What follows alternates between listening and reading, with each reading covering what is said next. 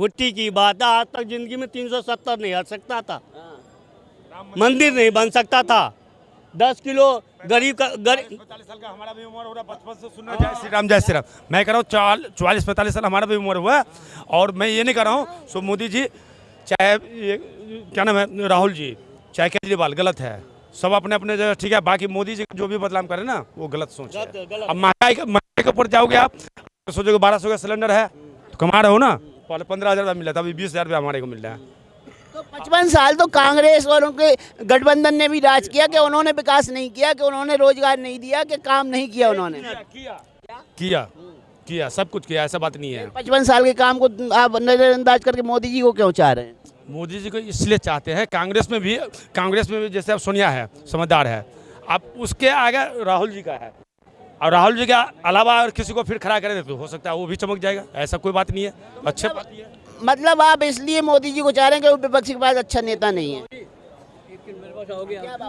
हाँ जी, ऐसा है कि 55-56 साल जो कांग्रेस ने या दूसरे दलों ने राज किया, बहुत अच्छा किया, बहुत बेहतर किया। हमारे 6 महीने जापान भी स्वतंत्र हुआ था और चाइना भी 1 साल बाद में हुआ स्वतंत्र, 1948 में 1949 में हुआ चाइना। वो कहाँ पहुँच गए और हम कहाँ हैं? उनका विकास देखते हो हमारा विकास 0 है। 50 साल में हम लोग पीने का साफ पानी मुहैया अपनी जनता को नहीं करा पाए, ये सबसे बड़ी। पक्की सड़कें गांव-गांव तक नहीं थी। 1 मिनट बेटा जी, पक्की सड़कें घर नहीं थी, रेल की स्टेशनों पे पीने के पानी की व्यवस्था नहीं थी। आज 5 रुपये में 1 लीटर पानी मिल रहा है और साफ पानी मिल रहा है। पहले क्या रेल रुकती बाद में थी, लोग चलती ट्रेन से अपने जग म्यूर जग ये वो लेके वहाँ भागते थे और पता चलता था वेंडरों ने पहले ही बंद कर रखा ताकि उनकी बोतलें बिके।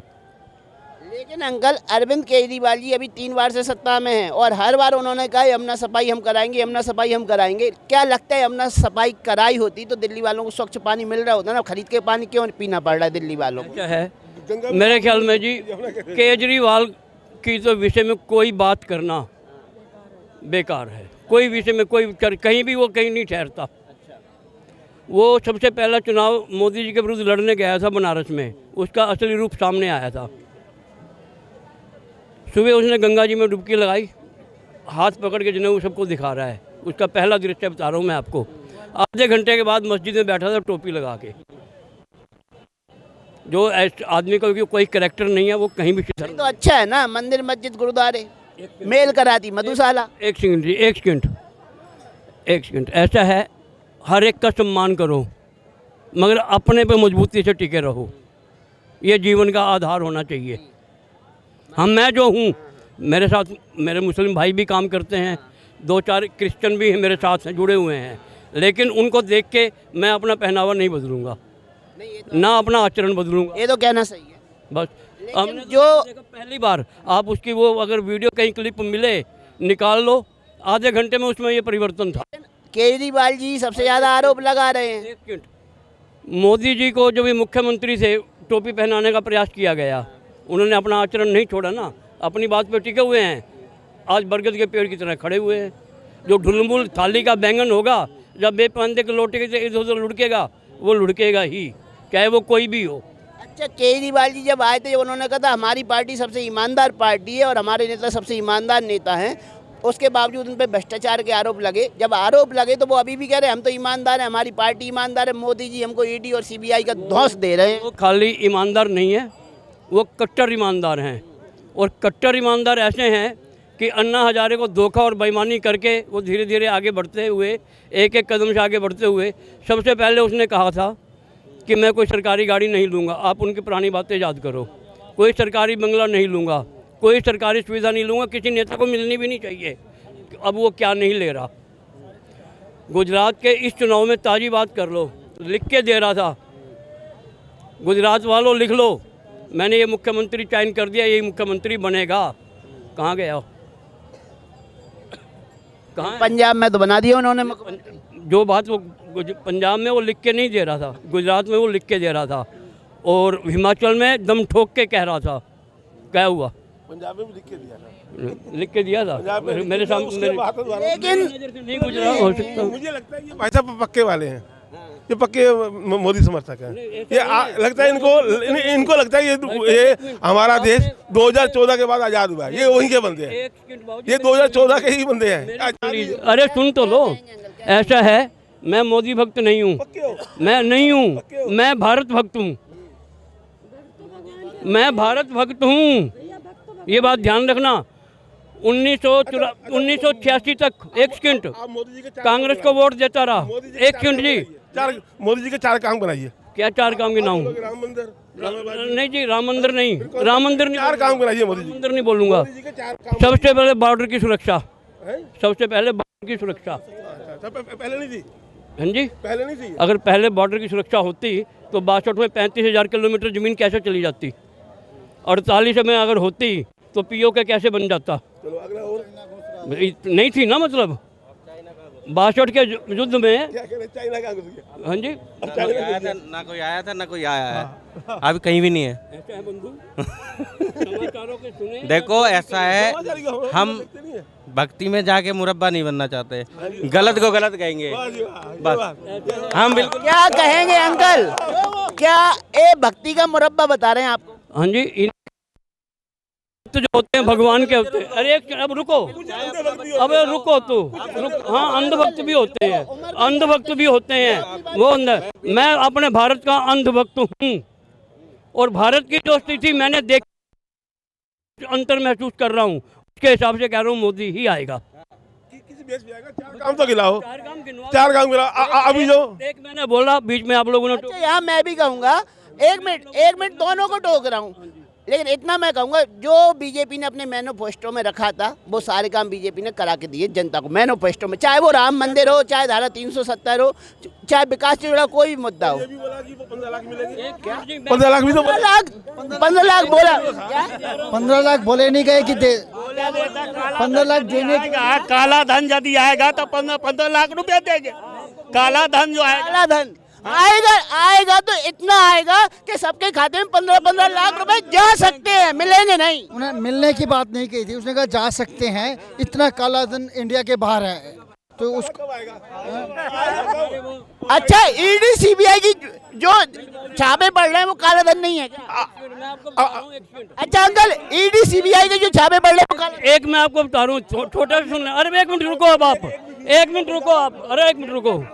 जैसे जैसे कांग्रेस भारत में खत्म हो रही है, जैसे जैसे कांग्रेस भारत में खत्म हो रही है, ठीक है जी, एक मिनट, वैसे वैसे पाकिस्तान खत्म हो रहा है। क्या कनेक्शन है? एक मिनट जी, लेना देना है, लेना देना है, लेना देना है, लेना देना है। क्या लेना देना हमारा? ये लेना देना है कि हमारे देश में बम विस्फोट बंद हो गए, जगह जगह बम विस्फोट होते थे, सब बंद हो गए। कभी सरोजनी नगर, कभी करोल बाग, कभी चांदनी चौक, कभी अयोध्या, कभी वाराणसी, कहाँ बम धमाके। बात तो अंकल ने कहा है, मोदी सरकार के बाद सुरक्षा तो बढ़ी है, ये मानना पड़ेगा। जगह जगह बोर्ड लगे होते थे, अनजान चीजों का ना छुओ, कहाँ है आज वो बोर्ड? सब हट गए। क्या बात हुआ आपने? क्या क्या अंकल एक मिनट, क्या कह रहे हैं आप? नहीं आप जो बोल रहे हैं, अभी देखिए आप, आबादी भी बढ़ा। सर जो बोल रहे हैं ना, सर जो बोल रहे हैं, जो बम विस्फोट हो रहा है, लेकिन पहले इतना आबादी भी नहीं था, इतना जो पेज वाला भी इतना नहीं। आबादी में मोदी का हस्तक्षेप था क्या? आबादी में मोदी ने नहीं है, नहीं जो देश की सुरक्षा के हिसाब से, देश की सुरक्षा के हिसाब से मोदी जरूरी है, भाजपा नहीं।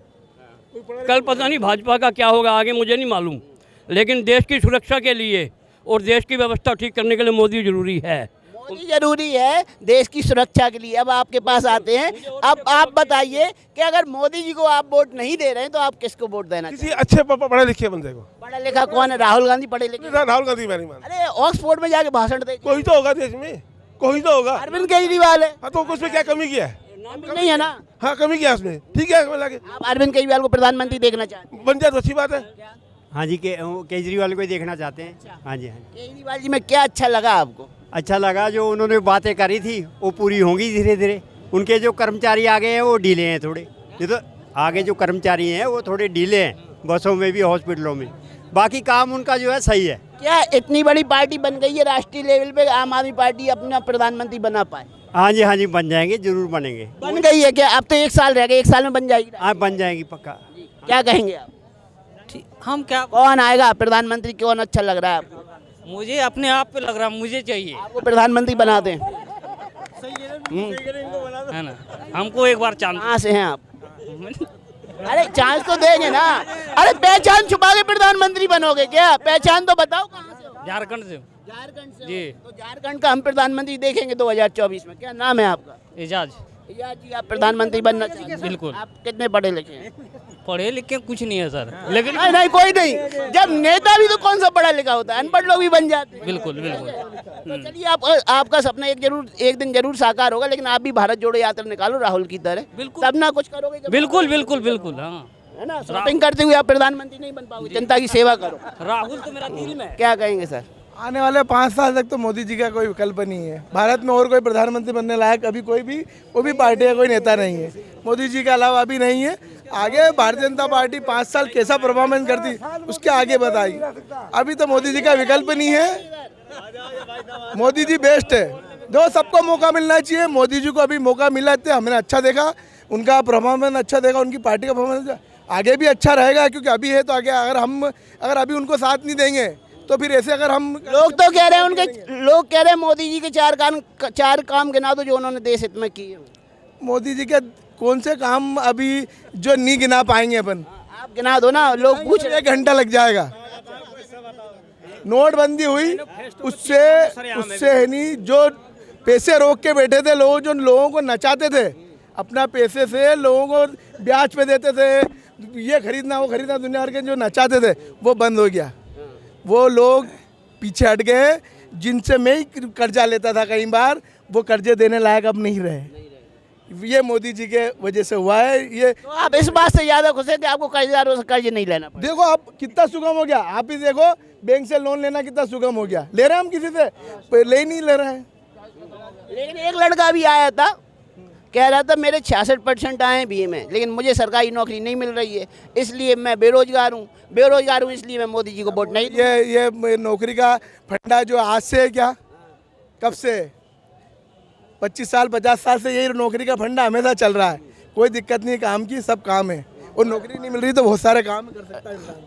आप तो सहमत है, दे देंगे वोट, लेकिन राहुल गांधी जी तो कह रहे हैं कि ईडी सीबीआई को उन्होंने पीछे छोड़ दिया है उनके विपक्षियों के। आम आदमी पार्टी अलग बोल रही है, कह रहे हैं लोकतंत्र का गला घोट रही है बीजेपी, दलितों को प्रताड़ित कर रही है। हम प्रशासनिक सेवा और शासनिक सेवा को क्यों मिलाते हैं आपस में?